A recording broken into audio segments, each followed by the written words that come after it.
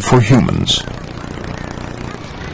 There are a lot of difficulties in linking animal studies to human behaviors, and the biggest really is that there's tremendous variability within the animal world.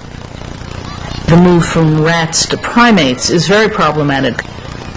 You cannot assume that the mechanism that you study in one animal will be identical in a different species.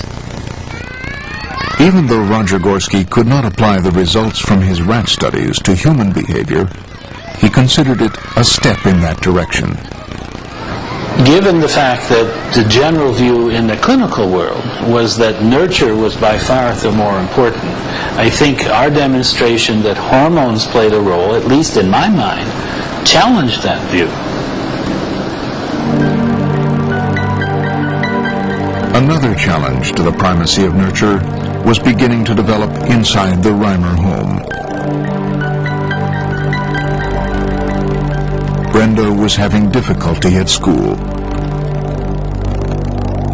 As the Rimer family was dealing with her problems, John Money was publishing yet another book describing the twins as dramatic proof of his theories about gender. But far away from the textbooks, Brenda's reality was much different. I could see that Brenda wasn't happy as a girl, no matter what I tried to do for her, no matter how I tried to instruct her. She was very rebellious. She was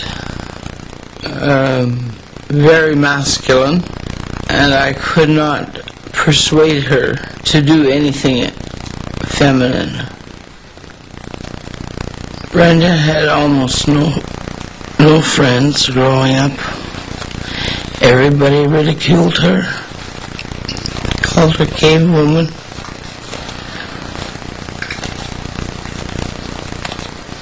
She was a very lonely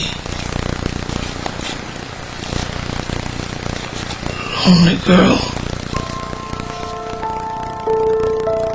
It wasn't long before the local psychiatrist looking after Brenda wrote to John Money about the concerns she had with Brenda's development.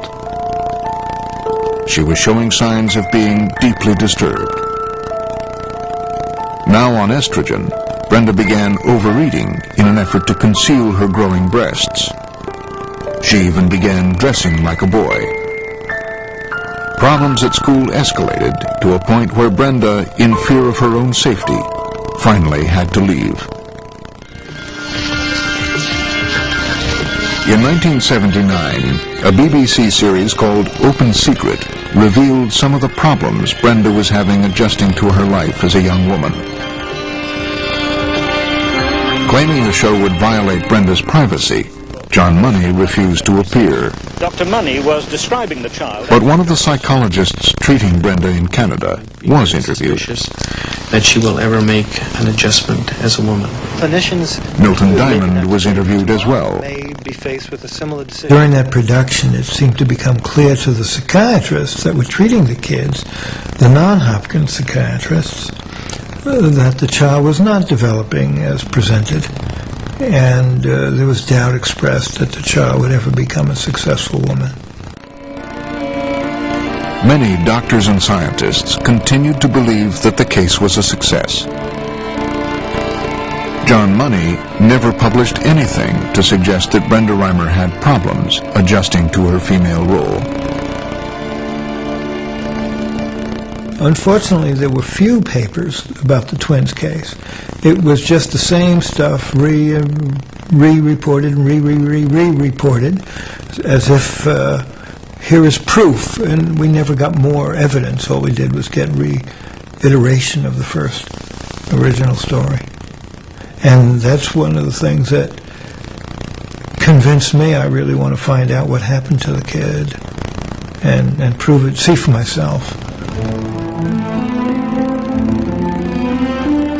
As Milton Diamond went in search of new information, evidence against John Money's theories continued to mount.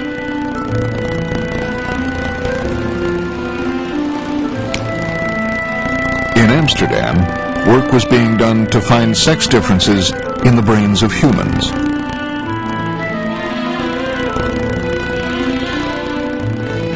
It took quite some time to make the leap from Gorski's work into the human brain, because in the first place you need the right material.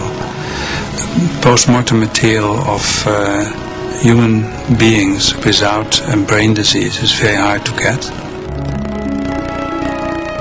It took 5 years to collect enough human brains for this research. Then the painstaking work began.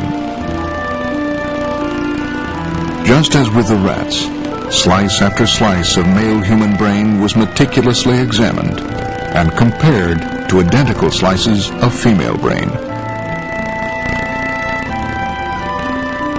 Ultimately, I think we measured over 100 brain samples. The difference between the male and female brain became gradually apparent. Professor Schwab found what he thought to be evidence of sexual differences in the human brain. In the slide on the left, a portion of the hypothalamus, which regulates hormones, is larger in the male than in the female brain on the right. Could this be evidence that the root of what makes us feel male or female can be traced to the brain? To answer this question, the team in Amsterdam turned to a unique set of individuals. Emma Martin is a transsexual. She was born a genetically normal male, but she's spent her whole life feeling like a woman.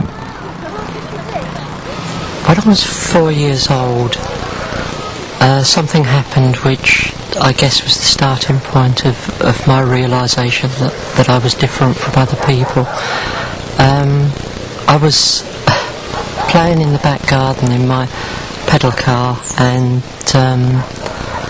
I suddenly realised that there was a little girl in the garden next door, basically doing the same thing, just going up and down the garden on a tricycle. And I saw her through the fence, and I just realised that they'd made a mistake, and I couldn't understand why. I couldn't understand why my parents were treating me as a boy.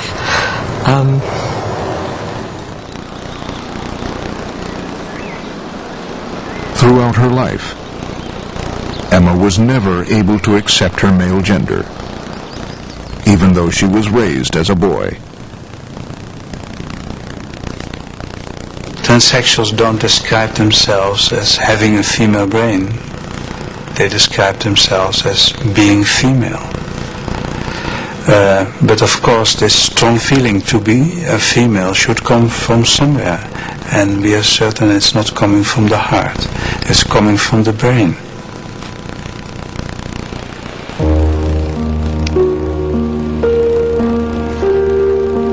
In the 1990s, Professor Schwab's team began to study the brains of transsexuals to see if there was some structural reason for their particular gender identity. He focused on the region of the hypothalamus where he had first noticed sex differences between male and female brains.